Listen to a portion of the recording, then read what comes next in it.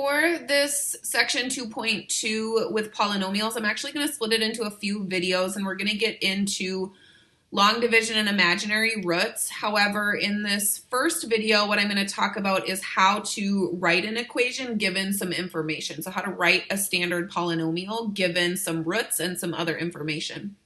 So in this first example here, it says the function f of x is a quartic function. So quartic function means an x to the fourth polynomial.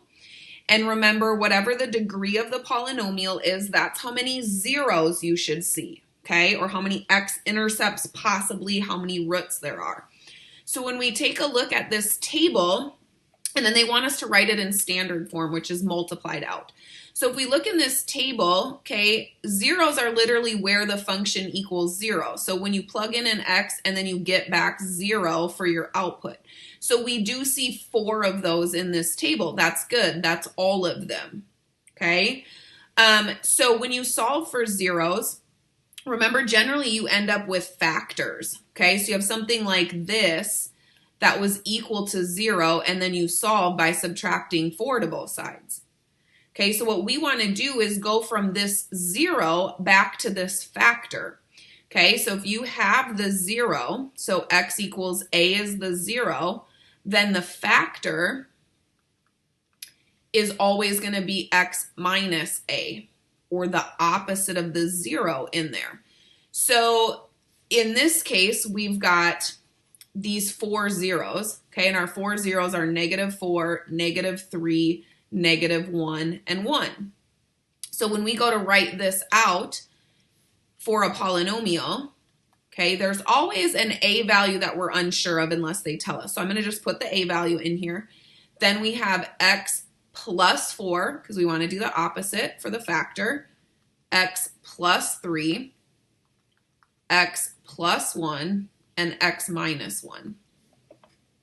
So that's going to give us our polynomial giving us those 4 zeros. Okay, now we need to actually figure out this a value by plugging in any other point from the table to solve. So you can literally plug in any of these.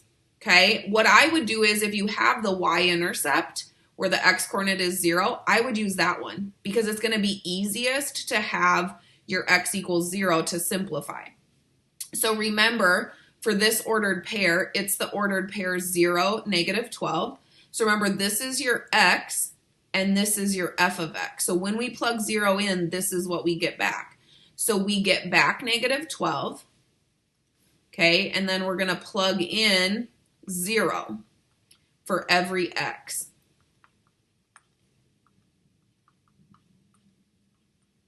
Okay, so everywhere you saw an x, you're putting 0. Now you're going to simplify and solve for a. Okay, so now we have -12 equals a times 4 times 3 times 1 times -1.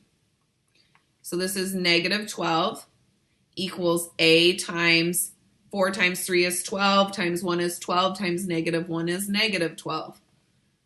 Divide by -12 to both sides, and you find out that your a value is 1. Okay, so then we'll put that back in here. For a, it's actually just 1. So then this is our polynomial function in factored form. This question actually asked us to write it in standard form. Okay, so now I'm just going to end up multiplying these out. So my a value was 1, so I'm just not going to write it down. So now we need to actually multiply these out. So what I would do is multiply these two together, multiply these two together, and then finish multiplying. Okay, so you can do this however you want. You can do it in FOIL or box method. Okay, so if you're doing FOIL, it's x times x, which is x squared, x times 3, which is 3x, 4 times x, which is 4x, and then 4 times 3, which is 12. So then combine your like terms, and you'll get x squared plus 7x plus 12, okay, for that first chunk. Now we need to multiply these two out. So maybe you notice it's a difference of squares, so you can get to x squared minus 1 right away. That's fine. Otherwise, x times x is x squared. X times -1 is negative x. 1 times x is positive x. 1 times -1 is -1. Combine those like terms, and you get x squared minus 1 here. So now anytime I have more than a binomial times a binomial, I like to do the box method just to keep track of the terms. I think it's good for organizing. So now we're going to multiply this x squared 7x plus 12 times x squared minus 1.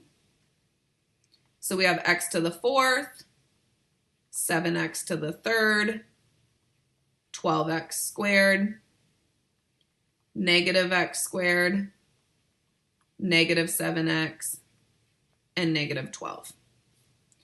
So then you'll just take these out and combine your like terms to get your standard form. So we just have that x to the 4th. And then we only have the x cubed, so just 7x cubed. We've got a 12x squared and a negative x squared, so we'll get 11x squared. Just the negative 7x and just the negative 12 to get this final answer for our polynomial. So that's a polynomial that matches that function that that table of values that we were given in standard form. So you can also just be given the roots. In this case, we're getting some imaginary roots, which is fine.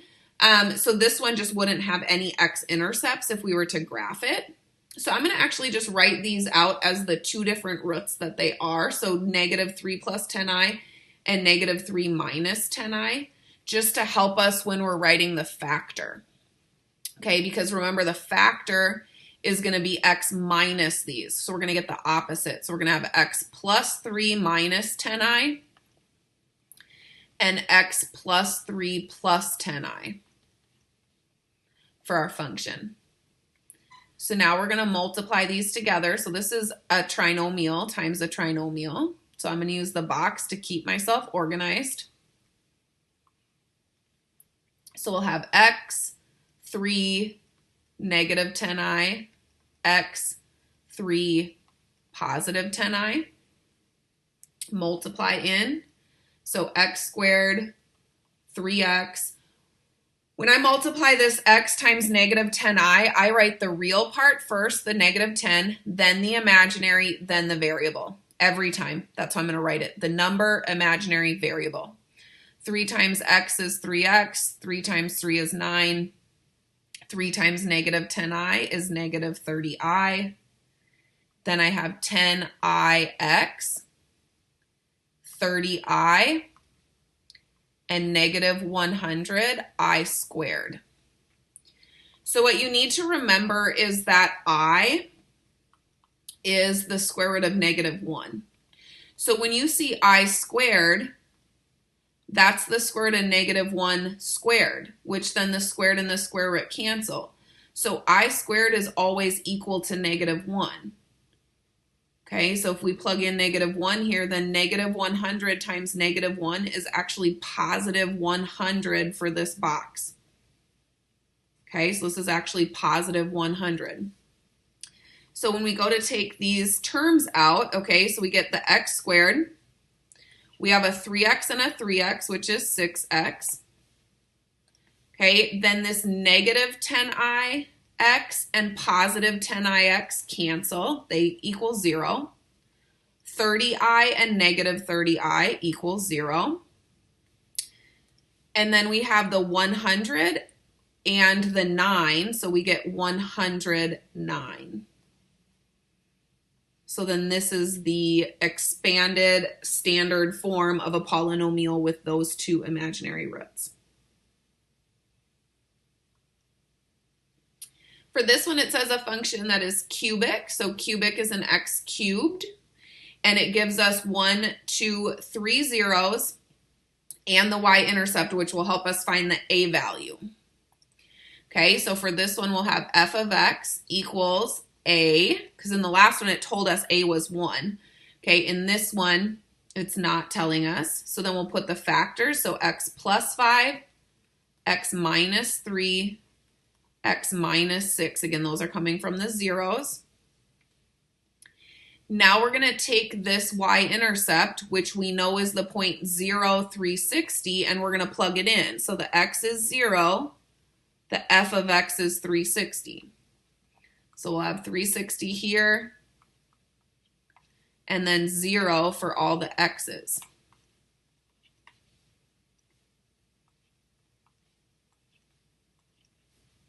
And then we'll simplify and solve for a. So we get a times 5 times negative 3 times 6. So 5 times 6 is 30 times negative 3 is negative 90. So we'll, oh, sorry, that's a negative 6. Negative 6. Okay, so positive 90. So then we'll divide by 90 and get 4 equals a. So now we'll need to plug that into this function and then multiply it out.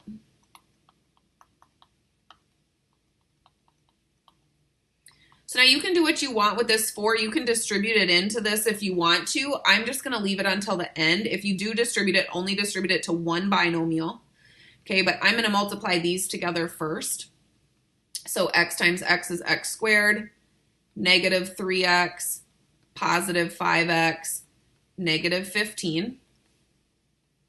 So I'm going to get 4 times x squared plus 2x minus 15 when I simplify that, and I still have this x minus 6. Then I'm going to multiply these together in the box.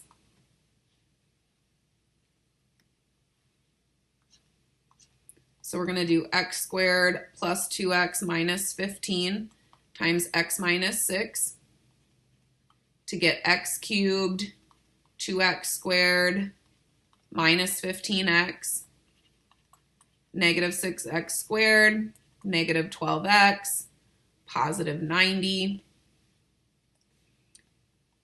Take out like terms, so we just have the x cubed. 2x squared and negative 6x squared is negative 4x squared. Negative 15 and negative 12 is negative 27x. And then the plus 90. Then you would just distribute that 4 into all those terms, and you'd be finished. So 4x cubed minus 16x squared minus 108x plus 360. And then that would have those 3 zeros we talked about and the y-intercept of 360.